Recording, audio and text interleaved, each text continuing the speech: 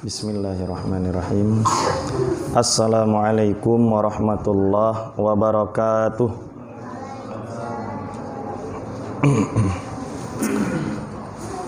Innal hamdalillah nahmaduhu wa nasta'inuhu wa nastaghfiruh wa na'udzu billahi min syururi anfusina wa min sayyiati a'malina. May yahdihillahu fala mudhillalah wa may yudlilhu fala hadiyalah. Asyhadu an la ilaha illallah wahdahu la syarikalah wa asyhadu anna Muhammadan abduhu wa rasuluhu la nabiyya ba'dah. Allahumma salli wa sallim wa barik ala hadan nabiyil karim Muhammad ibni Abdillah wa ala alihi wa ashabihi wa man walah.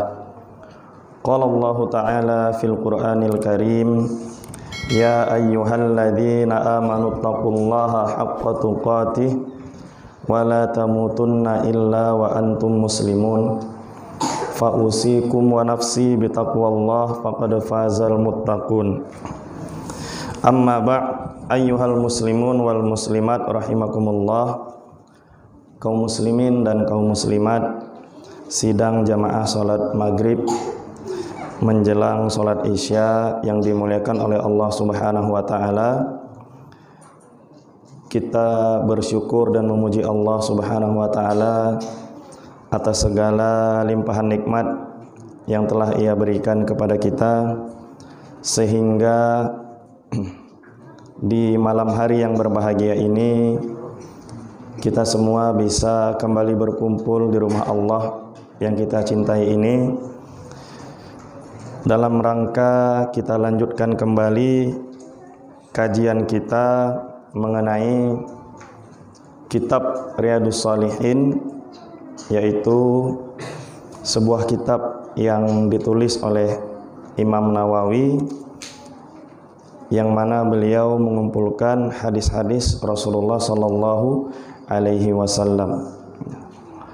Salawat dan salam kita sampaikan kepada Nabi Muhammad sallallahu alaihi wasallam, begitu juga kepada para keluarga, sahabat serta pengikut-pengikut beliau hingga akhir zaman kelak. Kaum muslimin dan kaum muslimat yang dirahmati oleh Allah Subhanahu wa taala, malam ini kita lanjutkan,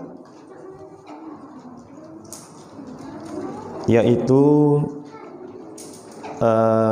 pembahasan kita mengenai bab ikhlas, ya, yang mana kita sudah sampai di pada hadis yang ke-11, yaitu sebuah hadis yang diriwayatkan oleh seorang sahabat yang bernama Abul Abbas Abdullah ibnu Abbas ibnu Abdul Muttalib radhiyallahu anhuma. Beliau mengatakan, an Rasulillahi sallallahu alaihi wasallam, dari Rasulullah sallallahu alaihi wasallam, fima yarwihi an rabbih, ya, dari apa yang diriwayatkan oleh Tuhannya.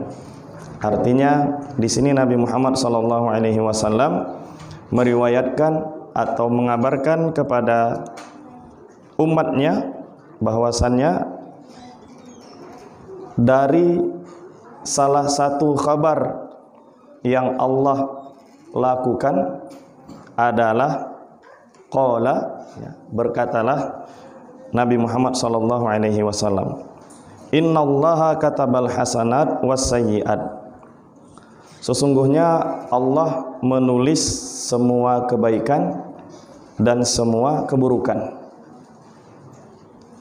Tsumma bayyana dzalika, kemudian Rasulullah menjelaskan hal tersebut. Faman hamma bihasanatin falam ya'malha katabahallahu tabaraka wa ta'ala indahu hasanah kamilah. Maka barang siapa yang berniat untuk melaksanakan satu kebaikan atau mengamalkan satu amalan soleh, falam ya'malha, tapi dia tidak jadi mengamalkannya atau mengerjakannya, katabahallahu tabaraka wa ta'ala indahu hasanah kamilah. Allah menuliskan baginya satu kebaikan yang sempurna. Wa in hamma biha fa'amilaha katabahallahu asyara hasanat ila sab'i mi'ati dha'fin ila ad'afin katsirah.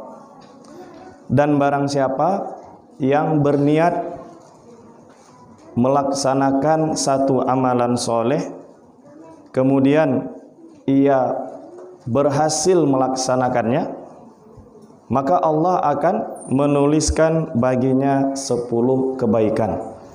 Ila sab'i mi'ati dha'fin, hingga 700 kali lipat. Ila ad'afin katsirah, dan bisa jadi Allah juga menuliskan dengan lebih dari itu, dengan berlipat-lipat ganda lebih daripada 700 kali lipat, sesuai dengan kehendak Allah Subhanahu wa taala. Kemudian sebaliknya, wa in hamma bisayyi'atin falam ya'malha katabahallahu indahu hasanatan kamilatan wa in hamma biha fa'amilaha katabahallahu sayyi'atan wahidatan. Sebaliknya, barang siapa yang berniat ingin mengerjakan satu amalan kejelekan, amalan keburukan atau amalan kemaksiatan, falam ya'malha, tapi dia tidak jadi mengerjakannya, katabahallahu indahu hasanah kamilah, maka Allah tulis kebaikan baginya dengan kebaikan yang sempurna. Allah tulis satu kebaikan untuknya dengan satu kebaikan yang sempurna.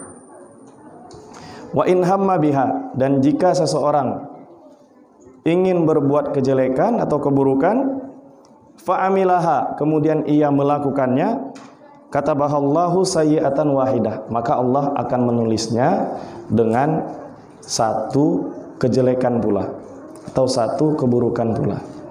Ya. Ini hadis diriwayatkan oleh Al-Imam Bukhari dan Imam Muslim, artinya dua hadis yang sahih yang disepakati oleh dua ulama hadis atau dua perawi hadis, yang dimana riwayat-riwayatnya tidak diragukan lagi atas kesahihannya. Kaum muslimin dan kaum muslimat yang dirahmati oleh Allah Subhanahu wa taala, tentunya banyak sekali pelajaran dan hikmah yang bisa kita ambil dari hadis ini, ya. Kalau kita membacanya kembali dari awal, ya, hadis ini diriwayatkan oleh seorang sahabat, ya, Abdullah ibnu Abbas. Mungkin kita sudah pernah menjelaskannya di pertemuan-pertemuan yang lalu, siapa si Abdullah ibnu Abbas ini. Dia adalah seorang sahabat Rasulullah SAW. Kalau dikatakan di dalam kitab profilnya Abdullah ibnu Abbas ini, beliau disebut dengan sahabat yang junior, ya. Artinya apa? Artinya ketika beliau bertemu dengan Rasulullah SAW, beliau masih kecil, ya. Ada yang meriwayatkan pada saat itu umurnya 15 tahun, dan ini yang dirojihkan atau yang dipilih oleh Al-Imam Ibnu Katsir, ya. Kemudian ada yang meriwayatkan umurnya pada saat itu 12 tahun. Ada juga yang meriwayatkan umurnya pada saat bertemu Rasulullah adalah ketika berumur 10 tahun, ya.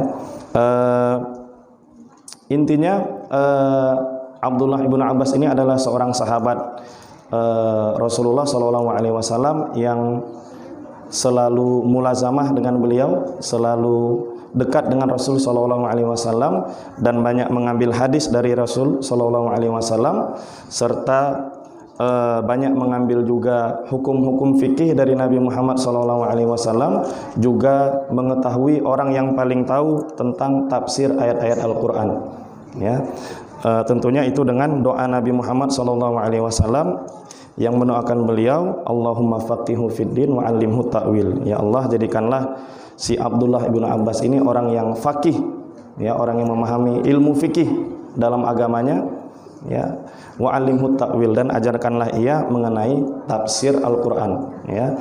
Maka atas berkat doa Nabi Muhammad ini, Ibnu Abbas menjadi orang yang sangat mengetahui hukum-hukum fikih dan mengetahui tafsir Al-Qur'anul Karim. Ya, bahkan Ibnu Abbas ini dijuluki dengan Hibrul Ummah. Hibrul Ummah itu apa? Tintanya umat Islam. Ya, karena apa? Karena begitu luas ilmu yang ia miliki, ya, seolah-olah laut tinta itu, ya, yang ada di kitab-kitab sekarang ini semua di seluruh kitab hari ini adalah semuanya ilmu Ibnu Abbas radhiyallahu anhu, ya. Bahkan pujian sahabat sendiri terhadap Ibnu Abbas itu begitu banyak, ya. Ibnu Mas'ud mengatakan dia adalah faqihnya para sahabat, ya, orang yang paling memahami ilmu fikih di antara para sahabat. Aisyah mengatakan Ibnu Abbas ini adalah orang yang paling paham tentang haji.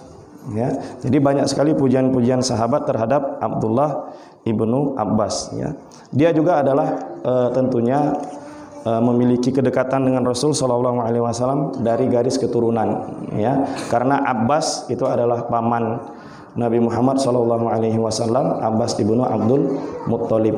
Ya, maka Abdullah ibnu Abbas ini adalah sepupunya Rasulullah Shallallahu Alaihi Wasallam. Ya, meninggalnya beliau, ya, itu ada beberapa pendapat, ya, ulama mengatakan, ya, intinya meninggalnya dekat dengan tahun 60-an akhir, ya, sampai tahun 71 Hijriah, ya, radhiyallahu anhu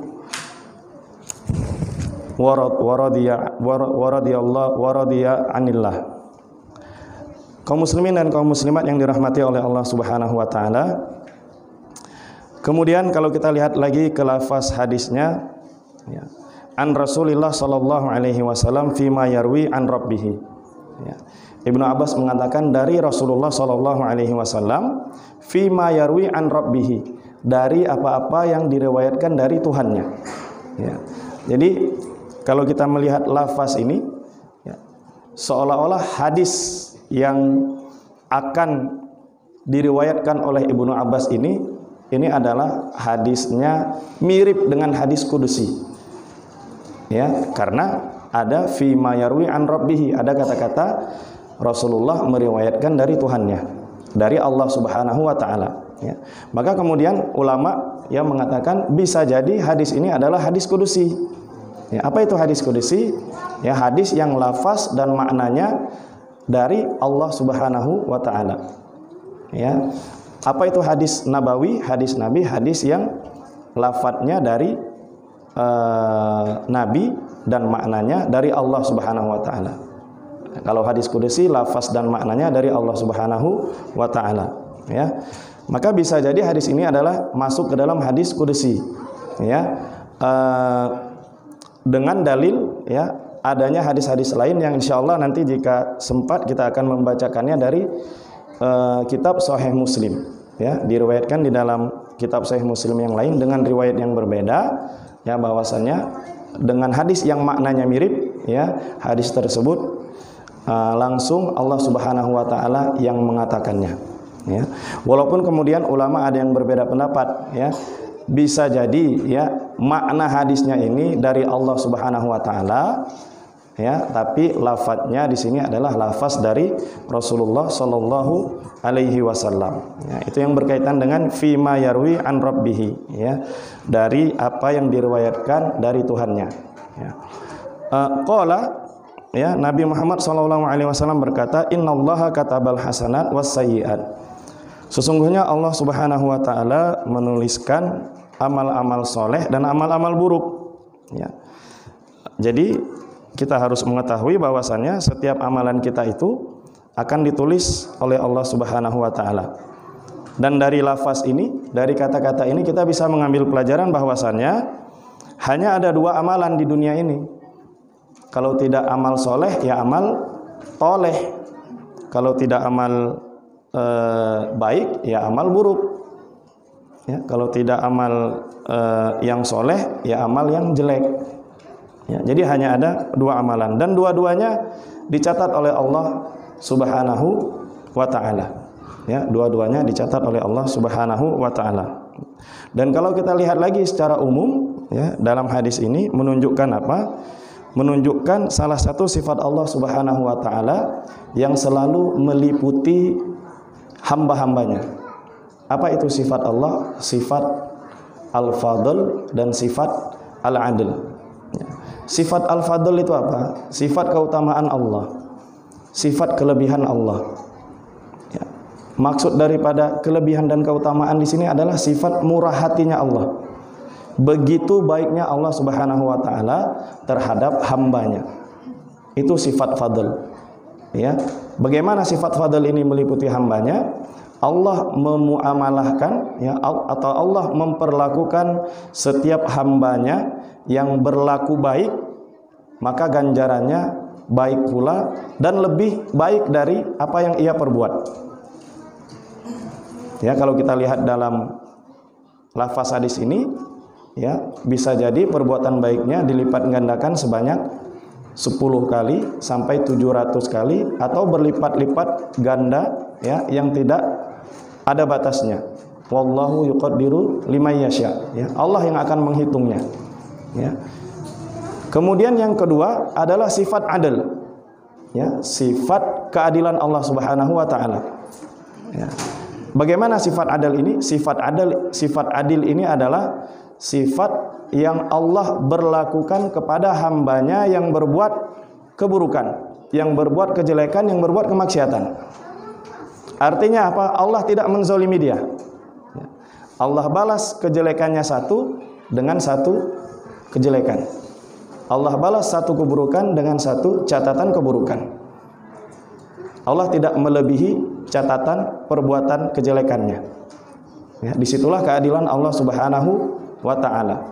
Di sisi lain, Allah membalas hambanya yang baik dengan apa? Dengan sifat yang sangat murah hati, sifat yang sangat dermawan, sifat yang sangat baik, yaitu membalas hambanya dengan kebaikan yang berlipat-lipat ganda. Nah, itulah sifat fadl dan sifat adil. Ya, tidak pernah Allah Subhanahu wa taala menzolimi hambanya, tapi yang sering adalah hambanya yang menzolimi dirinya sendiri. Man jaa bil hasanati falahu asyru amsalihha. Barang siapa yang berbuat kebaikan, maka baginya 10 kebaikan. Itu kata Allah Subhanahu wa taala. Inilah sifat fadl Allah. Ini sifat kebaikan Allah. Wa man jaa bisayyi'ah, dan barang siapa yang datang dengan kejelekan, fala yujza illa mithlaha, maka tidak akan dibalas kecuali dengan hal yang sama, kecuali dengan kadar yang sama. Wahum la yutlamun, dan mereka tidak pernah dizolimi oleh Allah Subhanahu wa ta'ala. Ya, maka dua sifat ini penting untuk kita ketahui. Agar apa? Agar kita tidak suuzon dengan Allah Subhanahu wa ta'ala. Ya, rahmat Allah itu sangat luas. Inna rahmati wasi'at kulla syai' fasa'aktubuha lil ladzina yattaqun. Aku akan menuliskannya untuk orang-orang yang bertakwa kepadaku. Ya. Kemudian kata Allah Subhanahu wa taala, "Qul ya ibadiyalladzina asrafu ala anfusihim la taqnatu min rahmatillah." Bahkan bagi orang-orang yang sudah bermaksiat kepada Allah Subhanahu wa taala pun Allah masih membukakan pintu maaf untuknya. Allah masih membukakan pintu ampunan. Wahai hamba-hambaku yang sudah berlebihan, kata Allah Subhanahu wa taala. Qul ya ibadiyalladzina asrafu ala anfusihim, yang sudah berlebihan dalam bermaksiat, dalam berdosa kepada Allah Subhanahu wa taala. La taqnatu mir rahmatillah. Janganlah kalian putus asa dari rahmat Allah Subhanahu wa taala. Jangan pernah berputus asa. Ya, rahmat Allah itu sangat luas. Kasih sayang Allah itu sangat luas. Ya, ketahuilah bahwasanya di akhir ayat Allah Subhanahu wa taala mengatakan bahwasanya Allah adalah Maha Pengampun lagi Maha Memaafkan, ya. Jadi dua sifat fadl ini, dua sifat Allah ini, yaitu Al-Fadl dan Al-Adl, hendaknya kita ketahui, ya, supaya kita selalu bisa berhusnuzon kepada Allah Subhanahu wa taala. Dan Allah Subhanahu wa taala pada hakikatnya tidak pernah menzalimi hambanya, tidak pernah menzalimi seseorang kecuali hambanya sendirilah yang menzalimi dirinya sendiri. Kaum muslimin dan kaum muslimat yang berbahagia, kembali kita ke dalam hadis, innallaha katabal hasanat was sayyi'at. Ya. Jadi Allah menulis setiap perbuatan baik dan perbuatan jelek, ya, menulis setiap amal soleh dan amal toleh, amal buruk, ya. Catatan yang dimaksud di sini, ya, ulama itu menjelaskan, ya, yang dimaksud dengan catatan atau tulisan di sini apa catatan itu, ya, berupa apa, ya. Maka kemudian ulama menjelaskan, yang pertama adalah yang dimaksud dengan catatan di sini, ya, adalah catatan yang telah ditulis oleh Allah Subhanahu wa taala di dalam Lauhul Mahfuz. Ya, sebagaimana Allah Subhanahu wa taala berfirman, inna kulla syai'in khalaqnahu biqadar, ya. Sesungguhnya atas setiap sesuatu itu kami telah ciptakan dengan catatan-catatannya, dengan kadar baik dan kadar buruknya. Sudah ada catatan-catatannya. Wa kullu shaghirin wa kabirin mustatar. Dan seluruh yang kecil dan yang besar semuanya sudah dicatat. Itu di dalam surat Al-Qamar Allah jelaskan ayat 53, ya. Nah, di dalam Lauhul Mahfuz, ya, di situ sudah ada catatan semua. Ya, sudah ada catatan semua, baik catatan yang sifatnya adalah sebab ataupun sifatnya adalah akibat. Ya, kalau di dalam bahasa Arabnya itu dikatakan kitabatun sabiqah wa kitabatun lahiqah.